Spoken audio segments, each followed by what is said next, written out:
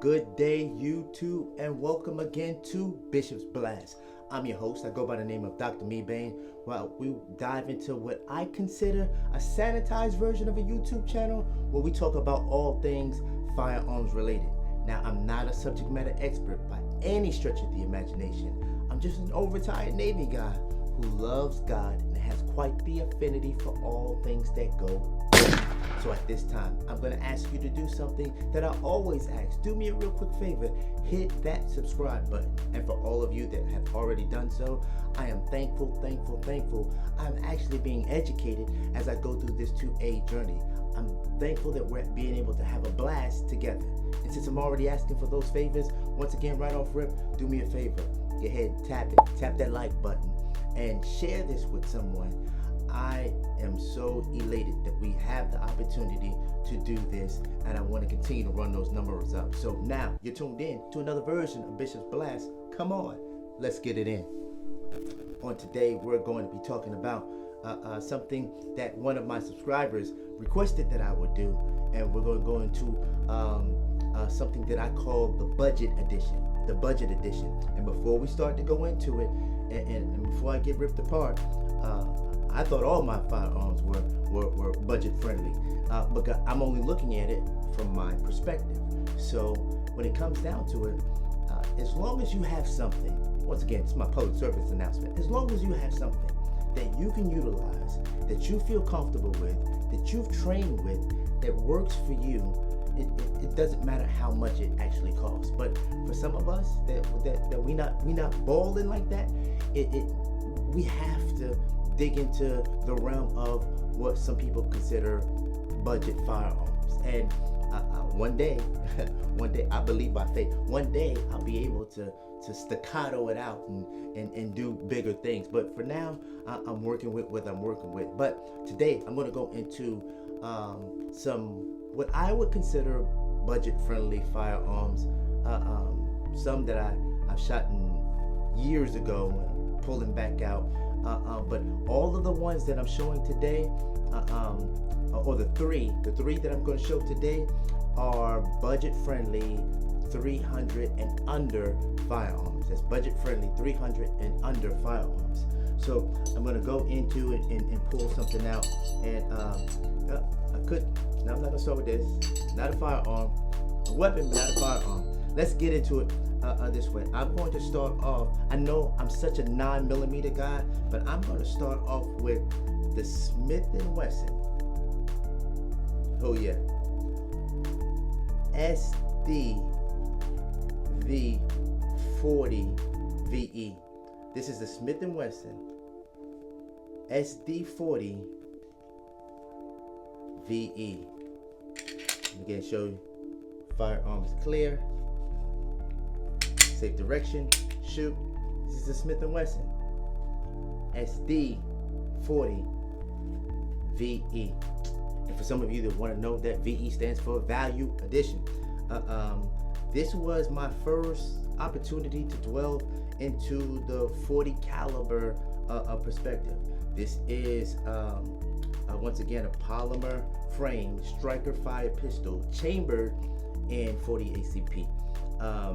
This firearm, obviously, because it's on this edition, it was under $300, and I really just wanted to. I got tired of hearing all those people down the 9mm about how the 9 doesn't have any stopping power, and you need to get a 40 or a 45. So I said, hey, look, let me check that 40, that 45, and that 40 out. I love the 45 when it comes down to the 1911s, but I said, hey, look, for all those betweeners out there, let me get and check what the 40 is working with. Nice size round. I believe it has stopping power. This is a pretty good firearm. It shoots relatively well. I thought I was going to be concerned with the amount of recoil from this, but it worked out pretty well. I didn't feel that much more recoil than most of my other around the compact version of 9mm. This has front and back cocking serrations. I love the two-tone that comes with this. The Smith&Wesson SD, they also make a 9 version of this, but this is the 40 edition. I don't have a problem with the sights. The sights are anemic in the back, but at the same point in time, I pick them up pretty well. So I had no problem shooting the Smith & Wesson SD40 VE, the value edition. Now, I will say that the reason why I put this thing down pretty swiftly was this trigger pull was horrendous. So going through this whole process with this trigger pull, creep, crunch, all the way to the back. Look how far I have to pull back. And then the reset is basically all the way back out again. Once again, not a bad shooter. If I had to use it to save my life, I'm pretty sure it would work. It would work effectively. It's just not the pistol that I would be carrying, or it's not something that I set up in my home for home defense. It's just a novelty for me right now, but I don't knock it. So if you've got this, I still give you the thumbs up. And the Smith & Wesson SD40 VE, that value edition, not a bad look. The next one is a little bit more compact. I'm going to bring out the this is Ruger's Security 9. This is Ruger's Security 9. Firearms clear, safe direction, shoot. Ruger Security 9. Once again, this is our budget edition, so this is something that you're not going to break the bank with. As a matter of fact, I'll tell you what I replaced it with. And so if you were thinking about that firearm, this is something that's still in the same realm as far as capability.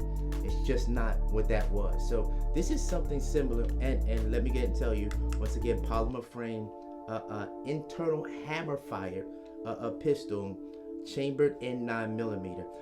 With this, the sights, front sight, I pick up pretty well. The back sight is similar to all of those people that are dealing with the Springfields that have the U shape, except this has more of a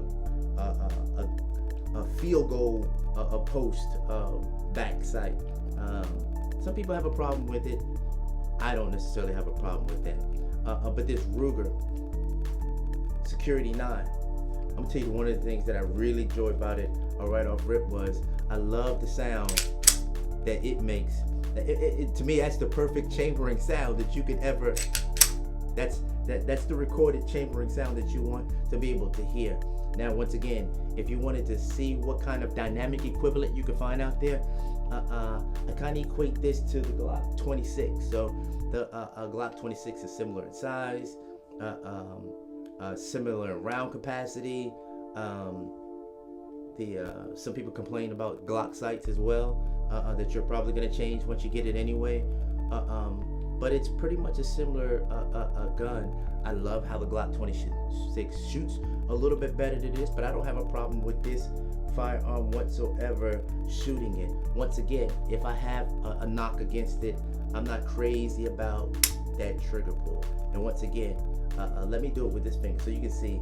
Basically, for it to break, it's going all the way to the back. Let's see the reset. And the reset's almost like that Smith & Wesson. You're bringing it all the way back out. So once again, if you were looking for something and you said, hey, look, I was thinking about a Glock 26, but I don't have a Glock 26 money. Hey, why don't you get and check out Ruger Security 9. I'm here to tell you, you probably will not be disappointed. This is in our budget edition. Now, one of the last ones that I'll go over will be one of those clones. So sometimes we get into the fact of, hey, we want to see a Glock this or a Glock that.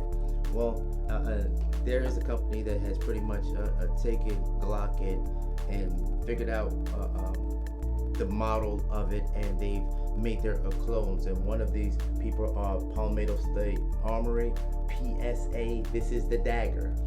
PSA. This is the Dagger. clear. Safe direction, shoot. This is the PSA Dagger, aka it is the Glock 19 clone. The PSA Dagger, aka clear, shoot, the Glock 19 clone. The one thing that I love about this PSA Dagger is this: number one, for a sub $300 gun, it comes with all of the bells and whistles. Comes with a threaded barrel. It comes ready to, for you to be able to put an optic on it. Some of them even actually comes with the slide already having lightning cuts inside the slide to actually make the slide even lighter. I'll take the same magazine from my Glock 19s. It fits in here perfectly. The same ones for the Glock 19 fit into the Glock 19 as well. It does come with suppressor height sights. One of the things that's probably somewhat of a knock about it is the fact that I love the black out sight. Y'all already know how I feel about that. But the problem is this front sight is blacked out too. So either you're going to change this, or somebody at the range last week told me, hey look, get some fluorescent fingernail polish, put a dab at the top, and go to work. And I'm here to tell you that little trick, thanks a lot sir from Flat Broke Shooters, it worked for me. So pretty accurate with this. I love the texture and grip of it.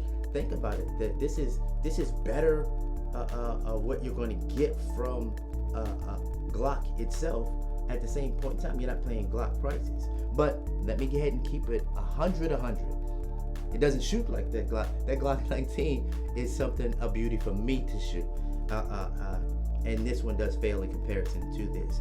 But a lot of things, and some things people think that are beneficial about it, is that some of the parts are interchangeable. So if the slide, for example, on this Dagger is interchangeable with this, I can have most of the mechanics that I wanted with my Glock 19, put a slide on it, and now all of a sudden I have a Glock 19 that's optic ready. So just for those that want to dabble back and forth, not a bad look. PSA, Palmetto State Armory Dagger, aka the Glock 19 clone. Not a bad firearm. Let's deal with this trigger pull. So this is my summation when it comes down to budget.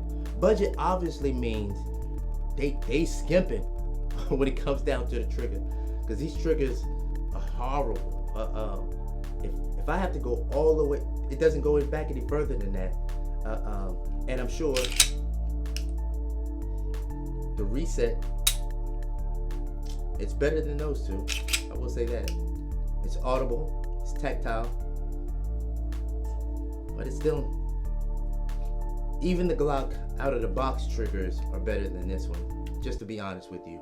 But it's not a bad. So for those that are looking for a budget-friendly firearm, matter of fact, you've had your eye on a Glock 19, but you said, hey look, I don't make Glock 19 money, try PSA Dagger. Not a bad shooter. I'm just letting you know that it works for me. I love that little undercut, and it still gives me the Gen 3 feel to the Glock. Before I let you go, one honorable mention, and I think I had this on a previous video as well. To me, it would always be, and for me, getting a budget firearm, if I was like, hey look, I only got $300-400 at best to be able to get a firearm, and I want something that I'm going to be pretty comfortable with using. I'm going to be honest with you. You need to cop the Taurus G3C. The Taurus G3C. You see it's clear, safe direction, shoot, the Taurus G3C. Now, the stippling on the Taurus G3C is great. Now, for those that are really going to conceal carry, and if you're really going to have an inside the waistband, a holster, understanding that this could possibly still be on your skin if you don't have a t-shirt in between, that could be a little rough. But I love how it feels in the hand, and I love after shooting this thing at the range for a while, there is no slippage when it comes down to Taurus G3C. Very comfortable with this firearm. Excellent shooter from my perspective. I don't even really mind the trigger. It's not a, you know, it's not the best trigger, but it's not that bad, to be honest with you. And this is another bonus when it comes down to the Taurus G3C that I want to be able to share just real quick. It has what we call a double strike capability. So sometimes if you have pulled the trigger and all of a sudden you didn't seem to, it didn't seem to actually fire, and maybe it's because internally this is a polymer frame striker fire pistol. What happened was there was a light primer strike and it didn't seem to fire. Most of the time we're gonna have to stop, clear the firearm, let the other round come out, and then go and shoot again. But when you got the Taurus G3C, it has double strike capability. So when I pull the trigger, I can continue to pull that trigger, double, triple, quadruple strike capability to do this. And for those people that said, hey look, I want to be able to practice, you know that's what we need to do.